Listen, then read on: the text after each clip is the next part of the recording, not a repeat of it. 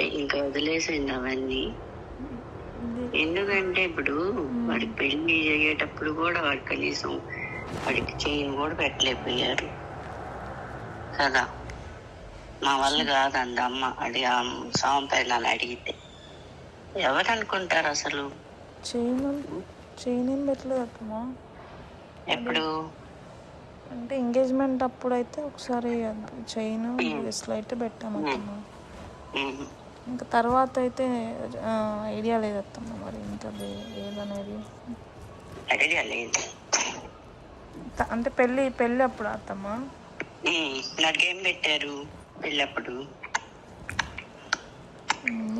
ఏమన్నా పెట్టారా అసలు?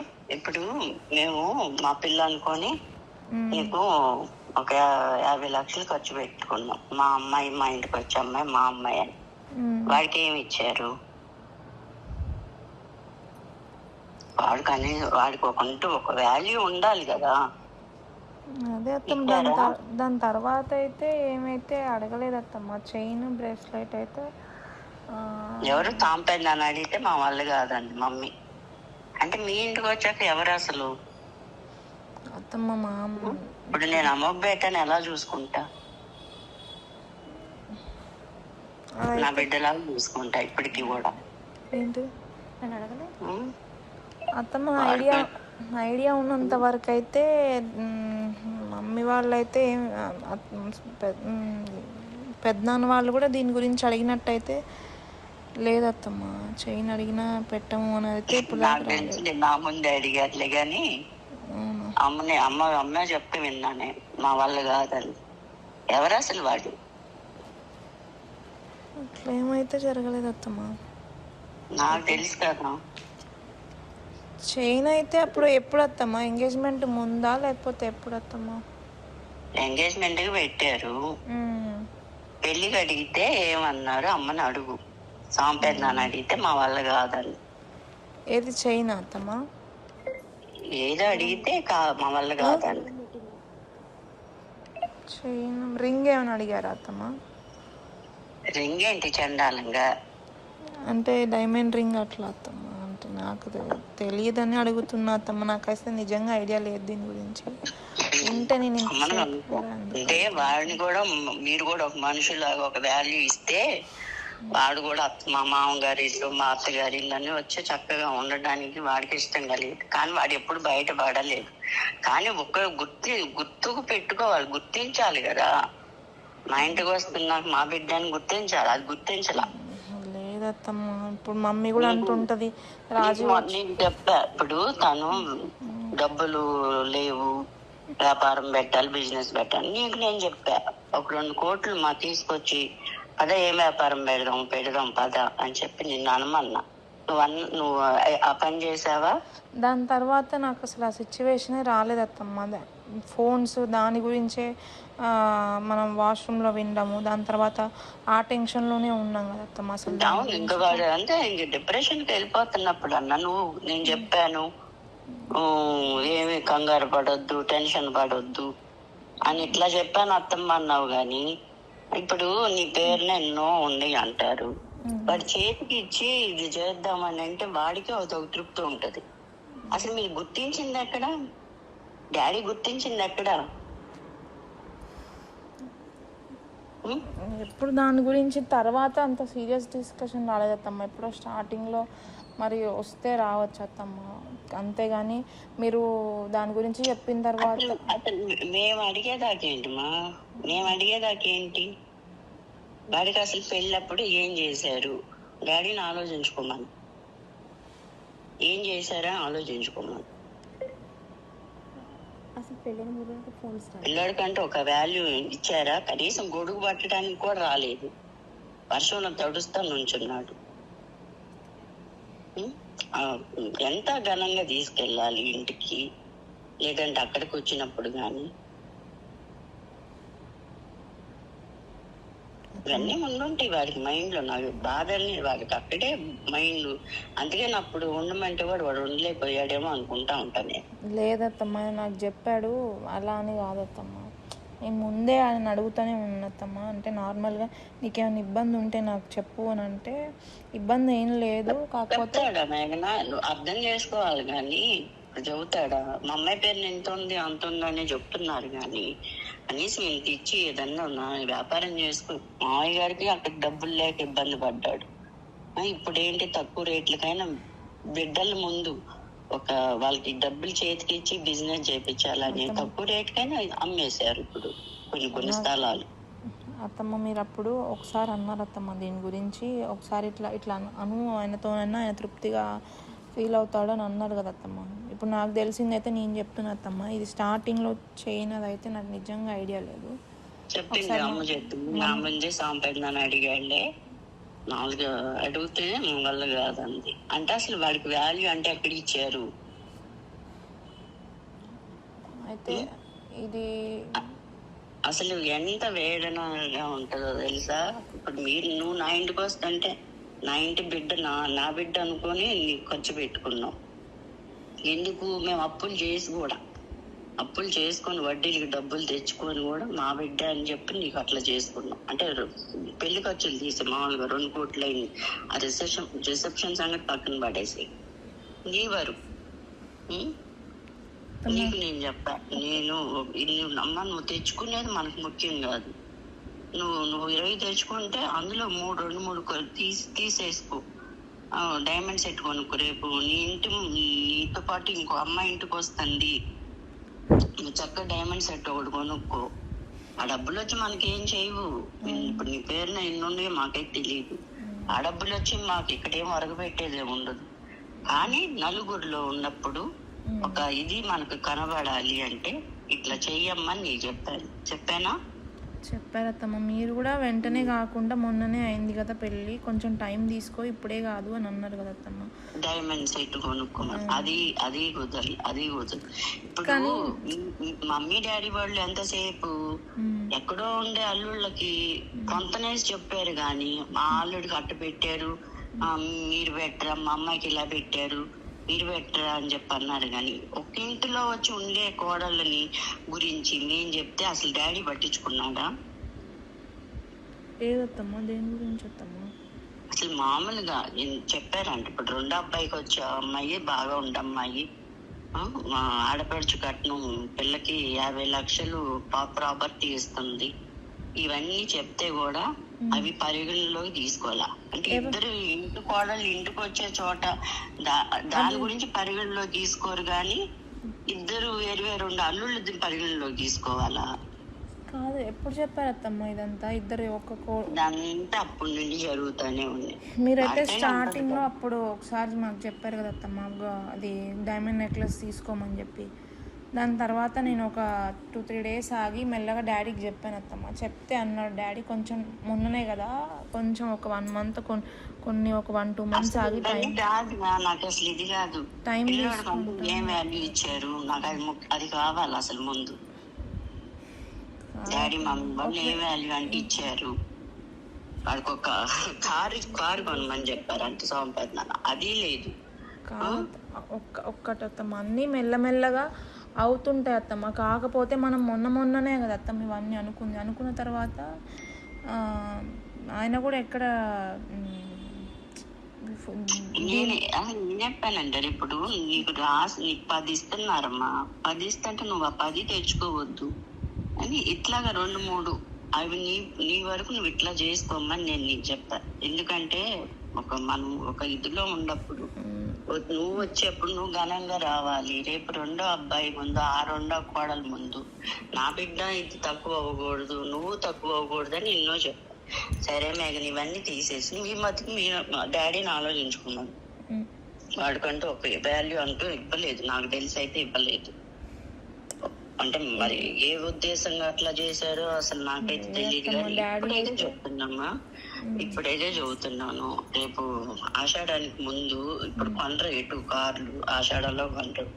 2 రోజులు లేట్ అయినా పర్వాలేదు, ఏదైనా ఇన్నోవా అయినా తీసుకొని రేపు బన్నైని తీసుకెళ్ళినప్పుడు మీ డాడీ ఇచ్చి అట్లాగా వాడిని కొంచెం అన్నా ఆకట్టుకోవడం నేర్చుకోమని.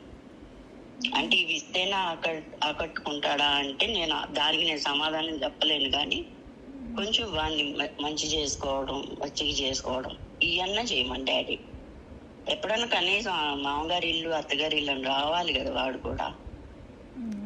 వాడికి ఉండాలి కదా మైండ్ లో కొంచెం అన్నా నా మామగారు నా అత్తగారు అని కలగాలి కదా, నా సొంత మనుషులు అనేది కలగాలి కదా. మీరు వేరుగా చూస్తే వేరుగానే ఉంటాడు వాడు. నిజంగా నేను ఇప్పుడే మనం నమ్ముకునే దేవుడి మీద అయితే ఒట్టేసి చెప్తున్నా, నేనైతే ఎక్కడ తక్కువ చూడలేదత్తమ్మ. అంటే చూడలేదంటే మా ఉద్దేశంలో అంటే వాడికి వాల్యూ ఎక్కడ ఇచ్చారు? మమ్మీ అయినా డాడీ ఎక్కడ పట్టుకున్నారు? మమ్మీ డాడీ అయినా ఎక్కడ పట్టుకున్నారు? అలా కాదత్తమ్మ, మమ్మీ అయినా డాడీ అయినా వచ్చినప్పుడు తింటున్నా, రాజు మాట్లాడుతున్నా, ఎక్కడన్నా ఉన్నా కూడా నా కొడుకులాగానే అనిపిస్తుంది అని మమ్మీ ఫీల్ అయింది తప్ప, తప్పుగా అయితే ఒకవేళ తెలియకుండా ఏమన్నా మిస్టేక్స్ చేసి ఉండొచ్చు అత్తమ్మ, గొడవ అట్లాంటివి ఏమన్నా తెలియక చేశారు, కానీ కావాలని అయితే జరిగినాయి కాదత్తమ్మ. మీరు ఒకవేళ ఆ విషయంలో ఫీల్ అయితే నేను నిజంగా సారీ చెప్తున్నాను అత్తమ్మ. అవి ఇంకొకసారి రిపీట్ కూడా అవ్వవు. కాదు నన్ను ఇప్పుడు నేనేం చెప్తానంటే, ఇప్పుడు ఆషాఢం 2 రోజులు లేట్ అయినా పర్వాలేదు, శ్రావణ మాసం వచ్చాక 2 రోజులు లేట్ అయినా పర్వాలేదు, డాడీ ఒక కారు కొని అక్కడ ఇంటి దగ్గర పెట్టి రేపు అన్నయ్యని తీసుకొని వెళ్తారు కదా, అప్పుడన్నా వాడికి అట్లాగన్నా ఇచ్చి కొంచెం వాడికి వాల్యూ ఇచ్చి వాడిని కొంచెం అన్నా మా పిల్లోడు అన్నట్టు, మేము నీకున్నామమ్మా అన్నట్టు కొంచెం ఆ భరోసా అన్న కల్పించండి. నేను కూడా మీ మనుషులు మేము అన్న భరోసా అన్న కల్పించండి. డాడీ అయితే అంటే కలిగిస్తారు అత్తమ్మ, కొంచెం లేట్ అటు ఇటు అయినా కానీ డాడీ అయితే అసలు అట్లా ఫీల్ అవ్వలేదు అత్తమ్మ. నా ఎప్పుడైనా ఇంకా చెప్పాలంటే అక్క వాళ్ళ హస్బెండ్ కంటే కూడా రాజీవ్ని ఇంకా ఎక్కువ ఇష్టంతో తీసుకున్నాడు అత్తమ్మ అన్నీ కూడా. అందుకే ఒకవేళ తక్కువ స్పాన్ ఆఫ్ టైంలోనైనా డాడీకి ఉన్న దాంట్లో అయితే అప్పటికప్పుడు అడ్జస్ట్ అయిన దాంట్లో అయితే. ఇప్పుడంటే నాన్న, ఇప్పుడు కార్ ఎందుకు చెప్తున్నానంటే, అది లోన్ మీద కట్టుకోవచ్చు, నెలకి ఇంత అని కట్టుకోవచ్చు. అయితే ఇది అసలు అట్లీస్ట్ మీరు చెప్పిన మాట నేను ఇంకా మమ్మీ వాళ్ళ వరకు కూడా రీచ్ చేయలేదు అత్తమ్మ. ఏంటంటే ఇది అప్పుడు బిజినెస్లో కొన్ని సాంప్రదాయం అయితే చాలా సార్లు కారు కొనండి బన్ను అని డాడీ చాలా సార్లు అయితే చెప్పాడు. ఇదైతే ఏ టైంలో అత్తమ్మ? పెళ్లి తర్వాత? పెళ్ళి అయ్యాక, పెళ్లికి ముందు అయితే చెప్పాడంట. పెళ్లికి ముందు అయితే చెప్పలేదు అనుకుంటామ్మా. అయితే పెళ్లి తర్వాత అయితే మీరు అప్పుడు నాతో అన్న ఈయనకి కొంచెం కార్ కావాలి ఎటు వెళ్ళడానికి అని. అది మొన్న కదా జరిగింది. అప్పుడు జరిగింది. ఆయన కూడా అది డిప్రెషన్ లో ఉన్నప్పుడు నాకు కార్ ఇప్పిందని నాకు తెలిసింది కూడా అప్పుడే జరిగింది. పెదనాన్న వాళ్ళే అడిగాడు సాంప్రదాయాలు. ఇప్పుడు నన్ను అసలు అది కాదు నేను అనేది ఏంటంటే, వాడికి కూడా కొంచెం మేము నీ మనుషులం అయ్యా, నువ్వు మా బిడ్డవన్నా ఆకట్టుకోవడం, ఆ భరోసా కల్పించమని డాడీ అట్లన్నా. రేపు దానికి కూడా ఆస్తులు అమ్మేయాల్సిన పనే ఉండదు. నెలకి లోన్ ఇంత అని కట్టుకుంటారంట. అలా కట్టుకొని ఒక ఇన్నోవా కార్ రేపాడు వచ్చినప్పుడు అట్లాగా అన్ని కొంచెం అన్నా ఆకట్టుకునే విధంగా చేయమని డాడీ. ఊరికి తీసుకెళ్ళి అన్నం పెట్టి నిన్ను పంపించడం కాదు, బట్టలు పెట్టి. ఇదైతే చెప్పు డాడీకి. ఒకసారి అయితే నేను చెప్తాను అత్తమ్మ. ఇంకొకటి అదైతే చెప్పున్నాను. దీని గురించి మీరు ఏమనుకున్నా నాకు బాధ. ఎందుకంటే రేపు నేను జరగబోయే దాని గురించి నేను ఇప్పుడు చేసుకుంటున్నాను అన్నమాట. వాళ్ళు కూడా ఒక వాల్యూ ఇవ్వండి, వాళ్ళని గుర్తించండి. మా బిడ్డ మా అల్లుడైనప్పటికీ మాకు బిడ్డ అని చెప్పి అదొక్కటి చేసుకుంటే మేము మాకు బిడ్డ కారు ఇద్దామని అనుకున్నాం, కానీ వాళ్ళు వద్దన్నారు కారు. మాకు చాలా కార్లు ఉన్నాయి, మాకు వద్దు ఈ కార్లే. అట్లాగా అసలు పెళ్లికి ఏదన్నా పెట్టమని అడిగితేనే మా వల్ల కాదన్నమ్మ. నాకు తెలుసు అన్నమాట. అంటే మా ఇక్కడే ఉండి మాట్లాడాడు స్పీకర్ పెట్టి. డైమండ్ సెట్ అడిగితే మేము చెప్తాము చెప్పాల్సింది. అసలు మాకు మేము వడ్డీకి తీసుకొని డబ్బులు. అంటే పెళ్లి అంతా కార్యక్రమం జరిగించాం. ఇప్పుడు బన్నయ్య కోసం తక్కువ రేట్ అయినా సరే ఇచ్చి పడేసి ముందు డబ్బులు తెచ్చి వాడికి అప్పు చెప్తామన్నమాట. ఎందుకంటే బిడ్డ బాగుండాలి ముందు, మనకి అది ముఖ్యం. అదే అత్తమ్మ, మనకి మామూలుగా చూసుకుంటే అయినా ఎక్కువ సార్లు ఇక్కడ రావడానికి కూడా ఛాన్స్ దొరకదు కదా. మనం పెళ్ళైన తర్వాత వైజాగ్ వెళ్ళడం, వచ్చిన తర్వాత మనం కూడా ఈ ఫోన్స్ గురించి దాని గురించి ఎక్కువ టెన్షన్ పడ్డాను. ఇప్పుడు మేము కారు కొనుక్కోవాలంటే కొనుక్కోగలమమ్మా, కానీ నీ వైపు నుంచి కూడా వాడిపోక అంటే ఇది రావాలి కదా, పాజిటివ్ మైండ్ రావాలి కదా. అంటే అట్లా ఉండాలి కదా. నేను కోరుకుంటున్నది ఇప్పుడు మీరు ఇస్తేనే కారు మాకు ఉంటుందని కాదు. లేదంటే మామయ్య కొని పెడతాడు. మామయ్య కొని పెడితే వాల్యూ ఏమొస్తుంది డాడీకి? అది నేను అందుకోసం లేదంటే ఇప్పటికిప్పుడు కొని పెట్టుకోవాలి మామయ్య. ఇప్పుడు డబ్బులు ఉన్నాయి ఇంట్లో, పొలాలు అమ్మిన డబ్బులు ఉన్నాయి, కొని పెట్టుకోవాలి. కానీ మీకు ఐదు రాదు కదమ్మా. నేను ఆలోచించుకొని నిర్ణయం తీసుకున్నా. నేనే నీకు చెప్తాను, నువ్వు అది ఎట్లాగా ఆచరణలో పెట్టుకుంటావో ఇక నీ ఇష్టం. అది నేను పెట్టుకోకపోయినా నేను చేసేదంటూ ఏమీ లేదు. లేదత్తమ్మ, మీరు సరే మీరు చెప్పినా ఇప్పుడు మేము చెప్పినా పెళ్ళైన తర్వాత మేమిద్దరం మంచిగా ఉండాలనే చెప్తారు అత్తమ్మ మీరు. మా అమ్మాయి నేనైతే నీ ఫస్ట్ నుంచి వద్దమ్మా, చిన్నపిల్లోళ్ళ అట్లా ప్రాంతం చేసుకోరా అని నాకు తెలిసిన వరకు నేను అన్ని నీకు చెప్తూనే వచ్చా. కానీ మీ ఇద్దరికి ఫస్ట్ నైట్ ఇట్లా జరిగింది అత్తమ్మ ఒక్క మాట నాకు చెప్తావా? చెప్పలేదు. ఇప్పటికి అంతా ఇదైపోయా అత్తమ్మ. నేను ఆయనతో కూడా చెప్పుకుంటూనే వచ్చాను అత్తమ్మ. అత్తమ్మ మీరు అడిగిన రోజే నాకు చెప్పాను కూడా, అత్తమ్మ ఇట్లా అడిగింది మరి అంటే మనం ఏమని చెప్పాలి అంటే, అలా ఎందుకు చెప్తావు, ఇట్లనే చెప్పు మరి, ఎందుకు బాధ పెట్టడం మమ్మీ వాళ్ళని అని అన్నాడు అత్తమ్మ. మరి ఆయన అన్న తర్వాత ఆయన కాదని చెప్తే మళ్ళీ ఆయన ఏమన్నా అనుకుంటాడు, ఆయనకి ఏమన్నా బ్యాడ్ ఫీలింగ్ అట్లా ఏమన్నా వస్తుందేమో అని చెప్పి నేను కూడా చెప్పలేదు అత్తమ్మ. అప్పటికి నేను ఆయన ఫోర్స్ చేస్తూనే వచ్చాను.